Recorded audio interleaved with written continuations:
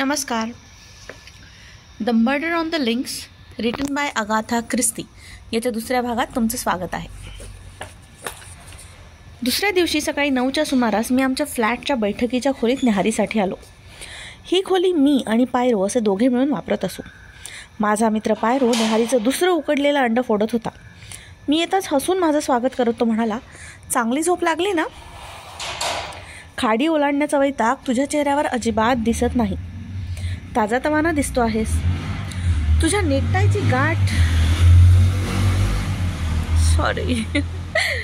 नेकटायची गाठ जरा सरकलेली आहे. मी सरळ करतो.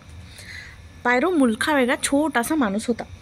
उंची 5 फूट 4 इंच, डोकं थोडं एका बाजूला कललेलं, अंड्याच्या आकाराचं, हिरवेगार चकाकणारे डोळे, लष्करी थाटाच्या आकडबाज मिशा आणि ऐडबाज वागणूक. टापटिपीत राहण्याचं त्याचं वेळ विलक्षणच होतं. टाय जरा इकडे तिकडे झालेला किंवा कपड्यावर धुळीचा कण असलेला त्याला मुळीच खपत नसे. असं काही पाहिलं की त्याला फार यातना होत. झालेली चूक सुधारल्याशिवाय त्याला चैन पडत नसे. एखाद्या गुन्ह्याचा शोध घेताना सिगरेटचं जळालेलं थोटो किंवा सिगरेटची राख किंवा पावलांचे ठसे असल्या पुराव्यांकडे तो ढुंकूनही पाहत नसे. अशा फालतू पुराव्यांमधून काहीही सिद्ध करता येत नाही असं त्याचं म्हणणं होतं. अंड्याच्या आकाराच्या डोक्यावर बोट आपटत तो म्हणे, खरा शोध हा आतून घ्यावा लागतो. मेंदूचा वापर करून मित्रा लक्षात ठेव. मेंदूचा वापर सगळ्यात जास्त महत्त्वाचा. मी खुर्चीवर बसत म्हणालो, कॅले ते डोव्हर हा केवळ 1 तासाचा जलप्रवास. तो वैतागवाणा कसा? ते जाऊ दे. काही पत्र वगैरे आलीत का?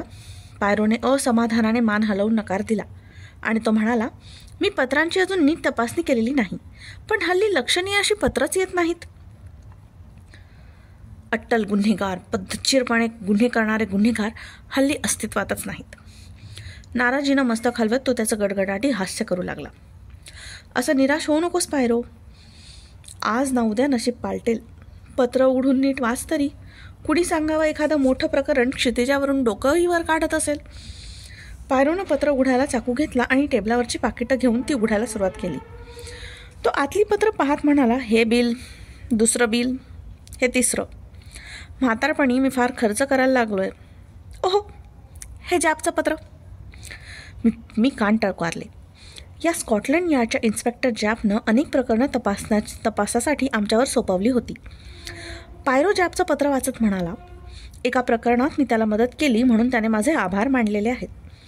या प्रकरणात मी त्याच्या चुका सुधारून दिलेल्या होत्या. मी त्याच्या उपयोगी पडलो याचा मला मनापासून आनंद वाटतो. नंतर तो मला स्थानिक बॉय स्काउटसमोर भाषण द्यायला बोलवतोय.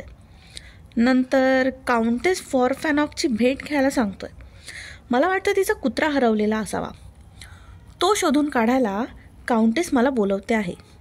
आणि शेवटचं पत्र. आहा. मी मान वर करून पायरोकडे पाहिलं. पायरो लक्षपूर्वक ते पत्र वाचत होता. मिनिटभरानं त्यानं तो कागद माझ्याकडे टाकला. हे पत्र जरा वेगळं आहे मित्रा, वाचून पहा. पत्राचा कागद परदेशीय होता. मोठ्या अक्षरात त्याने लिहिलं होतं, ओहो वेट, पत्र पुढच्या भागात.